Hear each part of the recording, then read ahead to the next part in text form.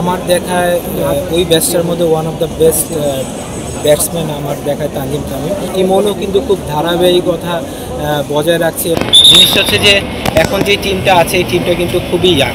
হ্যাঁ, তো অনেক প্লেয়ার আছে যারা অনেক দিন ধরে ক্রিকেট খেলছে, আবার অনেক প্লেয়ার আছে যারা খুবই কম সংখ্যক ইন্টারন্যাশনাল ম্যাচে খেলছে। তো আমার মনে হয় যে এদের উপর বিশ্বাসটা আপনি রাখতে হবে, এদেরকে আপনি লাইমলাইটে আনতে হবে। কারণ দেখেন আমাদের অনেক বড় বড় প্লেয়াররা কিন্তু এখন ইন্টারন্যাশনাল ক্রিকেট থেকে সরে গেছে। তো ওই জায়গাগুলো পূরণ করতে হলে কিন্তু এদের উপর আপনাদের আস্থা রাখতে হবে। তো আমার বিশ্বাস যে এরা এই জিনিসটা পারবে, কারণ অনেক ভালো ভালো প্লেয়ার এখন খেলছে। তো আশা করি যে ওরা যেইভাবে ধারাবাহিকতাভাবে লাস্ট সিরিজ এবং এই প্রথম দুইটা টি20 জিতেছে, আশা করব যে এটা যাতে কন্টিনিউ থাকে। আর জিতা একটা অভ্যাসের ব্যাপার, এই অভ্যাসটা যাতে যত লম্বা সময় বাংলাদেশ টিম ক্যারি করতে পারে। এটা তো অবশ্যই ইতিবাচক দিক যে আপনি দুইটা ওপেনার দুইটাই খুবই পজিটিভ মাইন্ড এবং ক্লিয়ার মাইন্ডের ক্রিকেট খেলে। তো দেখেন Tanzim Tamim, to be honest, আমি যখন ওর আফটার আন্ডার-19 ওয়ার্ল্ড কাপের পর ওকে যখন আমি ডোমেস্টিক ক্রিকেটে দেখেছি, আমি অনেক জায়গায় বলেছি, অনেক প্লেয়ারের সাথে আমি শেয়ার করেছি যে আমার দেখায় ওই ব্যাচটার মধ্যে one of the best batsman আমার দেখায় তানজিম তামিম। তো আমি এই বিশ্বাসটা তানজিম তামিমের উপর করি এবং সেম ইমনও কিন্তু খুব ধারাবাহিকতা বজায় রাখছে এবং খুব ভালো কন্ট্রিবিউট করছে টিমের জন্য। এবং আপনি যদি দেখেন টি20তে আমাদের যেরকম পজিটিভ মাইন্ড সেট আপ, যেভাবে বিগ শট খেলার প্রয়োজন সেভাবে কিন্তু দুইটা ব্যাটসম্যানই কিন্তু কনসিস্টেন্ট হচ্ছে। তো সবচেয়ে ভালো দিক হচ্ছে যে দুইজন একসাথে ফল করছে না, একজন আজকে করলে পরের দিন আরেকজন করছে। এই জিনিসটা আমি মনে করি যে খুবই পজিটিভ সাইন এখন বর্তমানে বাংলাদেশ ক্রিকেটে।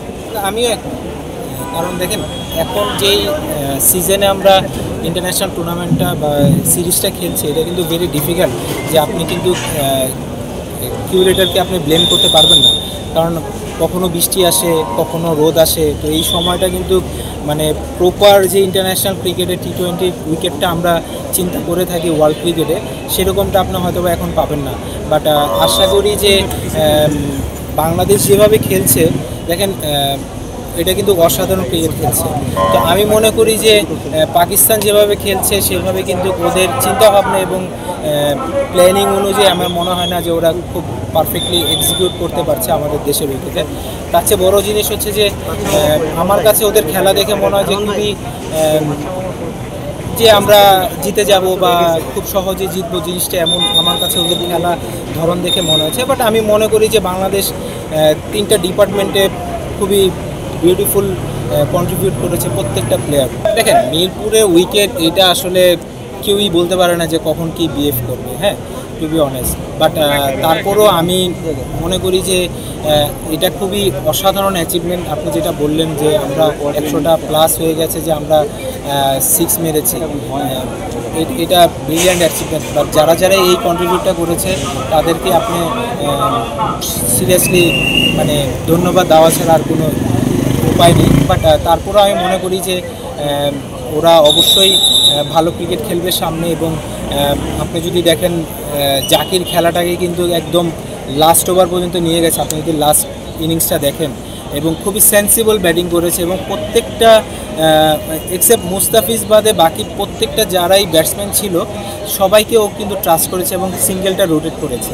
বাট আমি মনে করি যে এই জিনিসগুলি যে আপনি যত বেশি কন্ট্রিবিউট করতে পারবেন, যত বেশি চিন্তা করে খেলাটাকে বানাতে পারবেন, সেটা হচ্ছে আমি মনে করি যে বাংলাদেশের জন্য ইন ফিউচারে অনেক ভালো রেজাল্ট আসবে। ওয়ালটন এখন দেশের সীমানা পেরিয়ে পৌঁছে গিয়েছে 50টিরও বেশি দেশে। ওয়ালটন, ঘরে ঘরে বিশ্বজুড়ে। দেখেন এটা আসলে আমি মনে করি যে মানে একতরফা গা বাঁচানো চিন্তা ভাবনা, হ্যাঁ। বাট আপনি যদি এটা চিন্তা করেন যে আমাদের দেশের প্লেয়াররা কিভাবে খেলেছে, আমরা কিন্তু খেলাটাকে বানিয়েছি। বাট পাকিস্তান কিন্তু টোটালি আপ টু বটম পাওয়ার হিটিংয়ে মনোযোগ দিয়েছে। হ্যাঁ, পাওয়ার হিটিং ভেরি ইম্পর্টেন্ট এই টি20 ক্রিকেটে। বাট আপনাকে খেলাটাকেও কিন্তু বানাতে হবে। তো অধিকাংশ ব্যাটসম্যানই রান আউট হয়েছে। হ্যাঁ হয়েছে, আমি তো এটাই বললাম একটু আগে যে ওরা আসলে যতটুকু হালকাভাবে আমাদের নিয়েছিল, আমার বিশ্বাস যে আমরা কিন্তু এটা খুব ভালোভাবে ওদের সেই জবাবটা দিয়েছি। আমরা কিন্তু তিনটা ডিপার্টমেন্টে আমরা ভালো ক্রিকেট খেলে কিন্তু সেই জবাবটা দিয়েছি। তো দেখেন প্রতিপক্ষকে কখনোই হালকাভাবে নেওয়া যাবে না। বাট এটাও ইম্পর্টেন্ট, আরেকটা সবচেয়ে বড় ইম্পর্টেন্ট হচ্ছে যে আপনার এরকম টাইপের উইকেটে আপনি কিন্তু খেলা বানাতে হবে। আপনাকে আগে প্রথমেই বুঝতে হবে যে খেলাটা আসলে 180 নাকি 140-এর উইকেট। তো আপনাকে ওইভাবে চিন্তা করে জিনিসটা করাটা অনেক ইম্পর্টেন্ট।